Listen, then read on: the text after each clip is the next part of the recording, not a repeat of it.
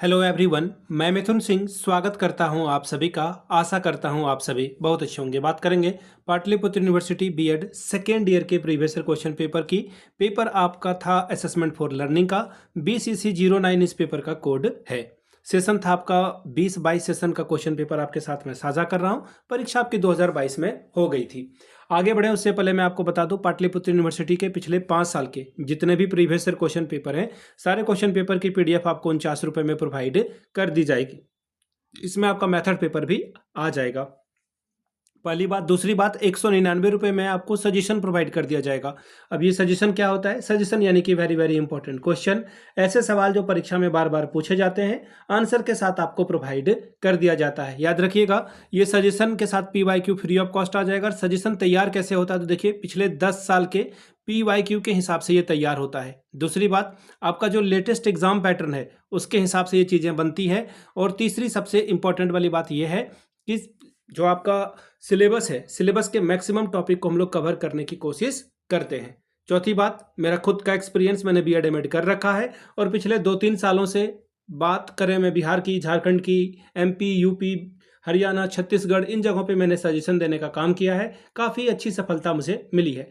अगर आप भी सफलता के भागीदार बनना चाहते हैं तो यहाँ से मेरी email ID आप देख लें, yourmithunsingh@gmail.com पे आप मुझे मेल कर सकते हैं। इंस्टा पे अगर आप हो, डू फॉलो मी @imithunsingh। बाकी आप मुझे व्हाट्सअप कर सकते हैं 7979054474 पे। तो चलिए, असेसमेंट फॉर लर्निंग वाले पेपर को देखते हैं कि किस तरह का सवाल यहाँ पर पूछ लिया गया था। याद रखिएगा, आप लोगों से एक छोटा सा रिक्वेस्ट भी रहेगा, प्लीज़ आप लोग जो है 2025 और 24 ये क्वेश्चन पेपर को देख लीजिएगा। आप लोगों के लिए अलग से एक मैंने प्लेलिस्ट बना दी है।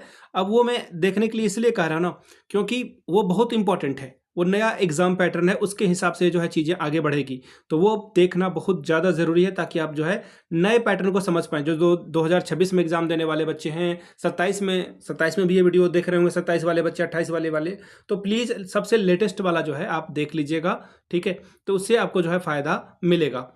चलिए देखते हैं सवाल, किस तरह का सवाल जो है पूछा गया था। मैक्सिमम 80 मार्क्स आप यहाँ से ला सकते हैं। अगर आप 36 लाते हो तो इस पेपर को आप पास कर जाते हो, ठीक है? 3 घंटे का वक्त आपको मिलता है और 3 घंटा में ही आपको ये पेपर सॉल्व करना था। असेसमेंट फॉर लर्निंग 2022 का ये पेपर है। टोटल 8 पेज का ये question paper, assessment for learning BCC09, ठीक है जी। चलिए, अब यहाँ से देख लीजिए, क्या आपको दिखेगा सेक्शन A।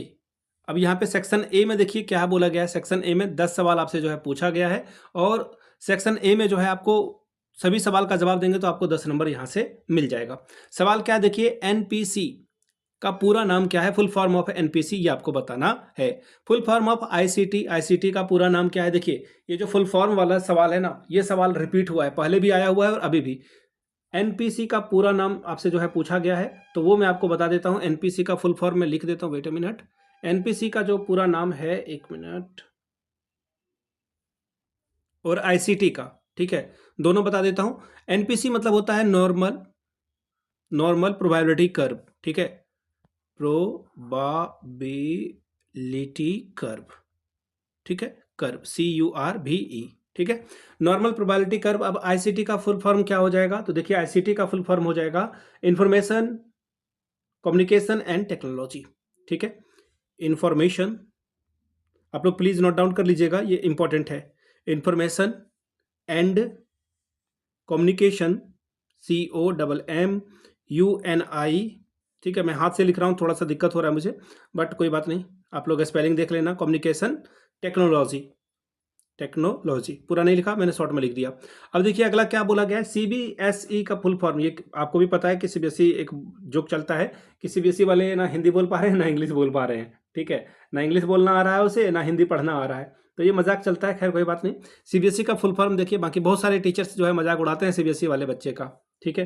तो CBSE का फुल फॉर्म आपसे जो है पूछा गया है, तो CBSE का फुल फॉर्म मैं लिख दे रहा हूँ, यहाँ रहा CBSE। तो देखिए, सेंट्रल बोर्ड ऑफ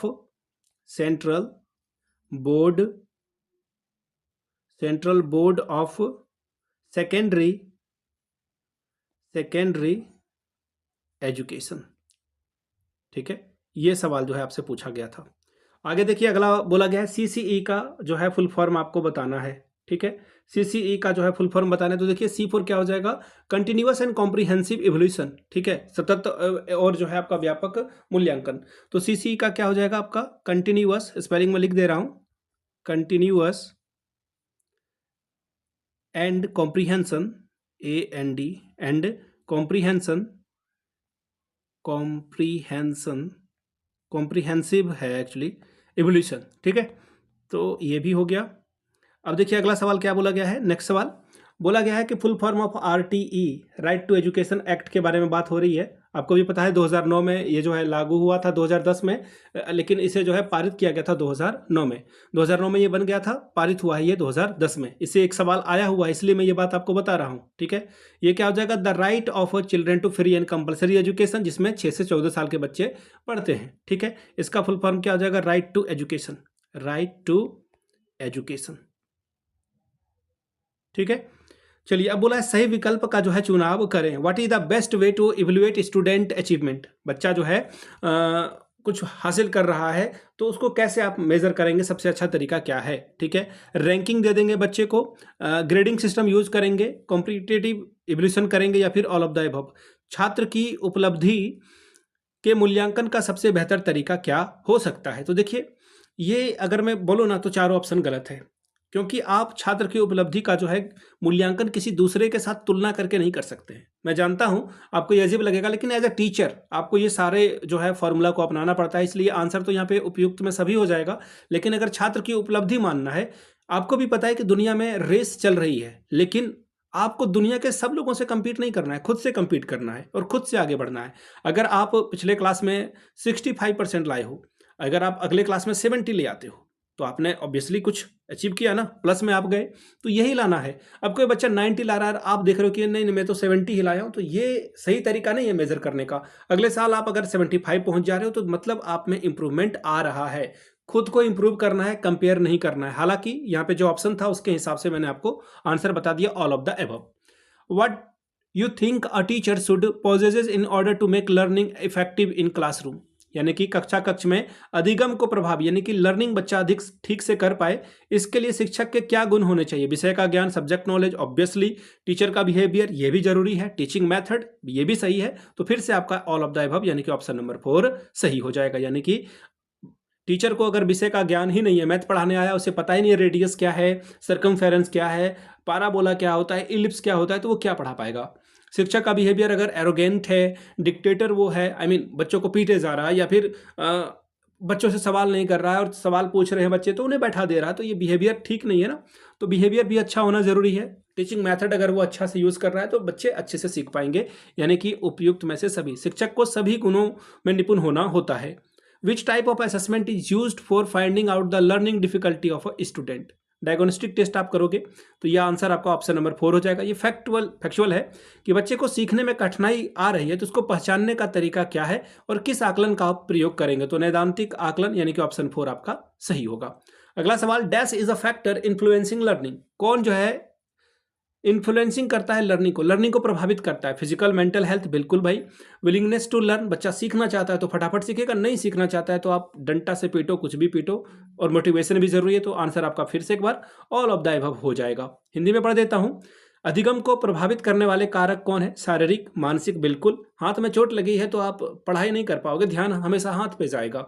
अगर दिमाग में यानी कि दिल पे चोट लगी है या फिर घर में कुछ उथल पुथल चल रहा है तो बच्चे के वो काउंसलिंग होती है। फॉरेन बड़े बड़े जो अलग अलग देश है ना, वहाँ पे काउंसलिंग, माँ पिताजी को भी बैठाया जाता है, बच्चे को भी बैठाया जाता है। बच्चे के बिहेवियर में यहाँ पे क्या होता है, एकदम धुन दिया जाता है ना। बिहार झारखंड में बच्चों को धुन दिया जाता है, यूपी में, लेकिन वहाँ पे नहीं होता ऐसा। बच्चे की प्रॉपर काउंसलिंग कराई जाती है कि बच्चा क्यों एग्रेसिव है या फिर बच्चा चुपचाप क्यों बैठा रहता है। तो मानसिक स्वास्थ्य का अच्छा होना जरूरी है।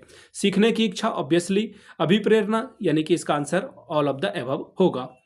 विच of the following provision is most suitable for educating slow learners. Slow learner को जो है आप ठीक से पढ़ाने का तरीका क्या हो सकता है? रेमेडियल टीचिंग जरूरी है, इनरिचमेंट जरूरी है, कंपटीशन। देखिए यहाँ पे ये थोड़ा सा गड़बड़ है, कंपटीशन से बचिएगा। सीटेट में भी, परीक्षा जहाँ भी ऑप्शन दे, नंबर लाना, जॉब लेना, पढ़ने या सीखने का इससे कोई लेना देना नहीं है, ठीक है। तो बोला गया है नन ऑफ द अबव। कौन सा जो है धीमे बच्चे को शिक्षित करने का सबसे अच्छा तरीका है? धीमे बच्चे को देखिए यहाँ पे 2 ऑप्शन तो मुझे सही लग रहा है, ठीक है, समृद्ध करना या फिर बच्चे को जो है आगे बढ़ाना, दोनों सही है। लेकिन अब एक जो ऑप्शन है आपका, जो वह सब कुछ वो बोलते हैं ना गड़बड़ कर रहा है, वो है प्रतियोगिता। आप बच्चे को प्रतियोगिता में नहीं भेजते, क्योंकि कंपटीशन करने से, अब देखिए मैंने अभी आपको बताया ना कि आपको खुद से आगे बढ़ना है, ना कि दुनिया से आगे बढ़ना है, तो वो सही तरीका नहीं होता है। लेकिन यहाँ पर अब ऑप्शन अगर आप देखोगे तो 2 ऑप्शन दिख रहा है सही। अब दोनों में से किसे आप सही लगाओगे?